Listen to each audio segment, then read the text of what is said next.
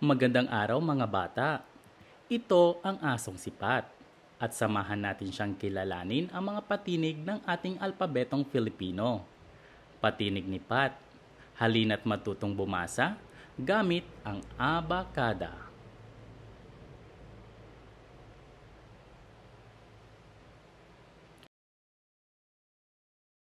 Ito ang patinig na dapat tandaan ni Pat. Una nating kilalanin at bigkasin ang mga tunog.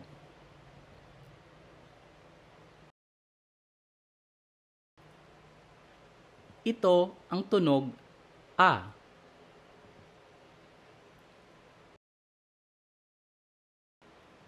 Ito ang tunog E.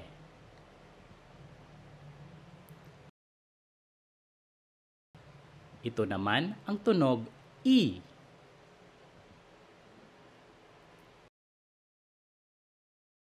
Ito ang tunog O.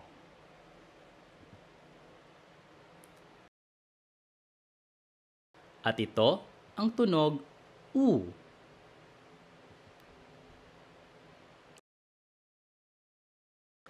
Natututo na si Pat sa pagsuri ng mga tunog ng mga patinig.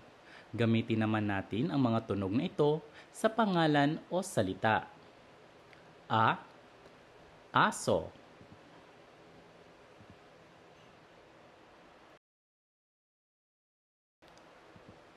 E. Elepante.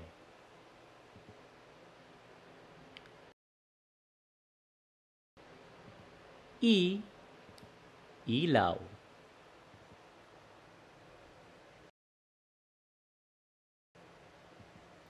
O. Oso.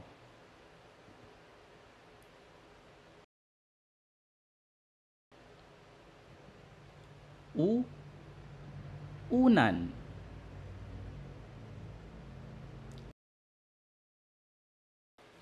Nag-iinsayo ka din ba sa pagsulat ng mga titik ng alpabeto? Magsulat tayo kasama si Pat. Ito ang guhit ng malaki at maliit na patinig A.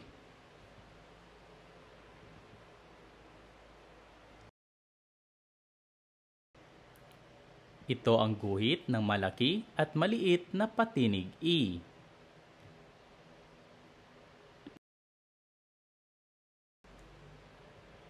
Ito naman ang guhit ng malaki at maliit na patinig I.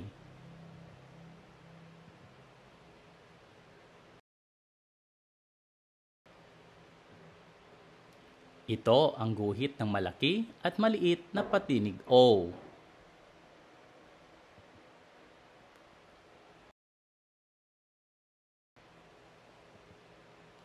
At ito ang pagguhit ng malaki at maliit na patinig U.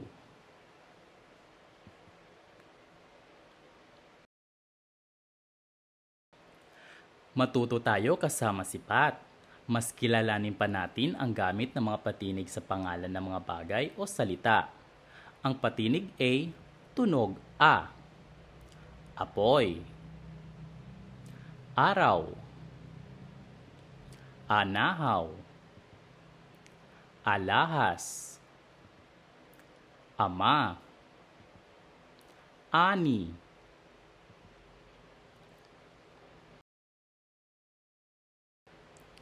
Mga pangalan ng mga bagay o salita na nagsisimula sa patinig I, tunog E. Ekis. LC. Espada. Empanada. Escoba. Ensaymada.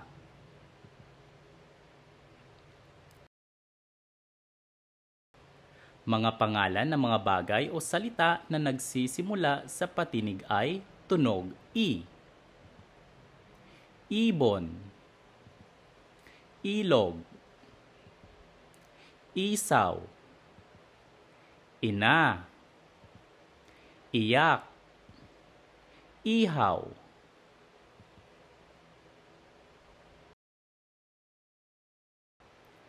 Mga pangalan ng mga bagay o salita na nagsisimula sa patinig O, tunog O. Otak. okra, oregano, ospital, obispo, orasan.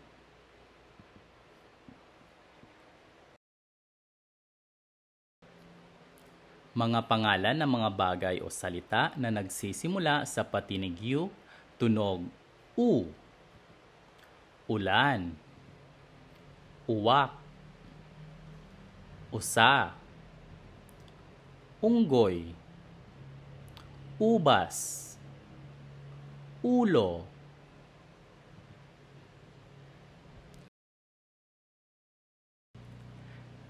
Kasama si Pat, subukan natin kung mayroon ka bang natutunan sa araling ito.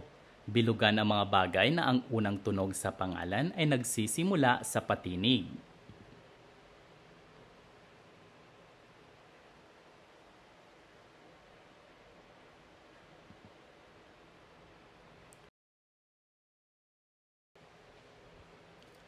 Tulungan natin si Pat sa pagsasanay na ito.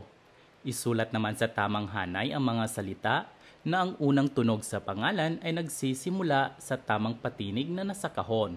Suriing mabuti ang iyong sagot.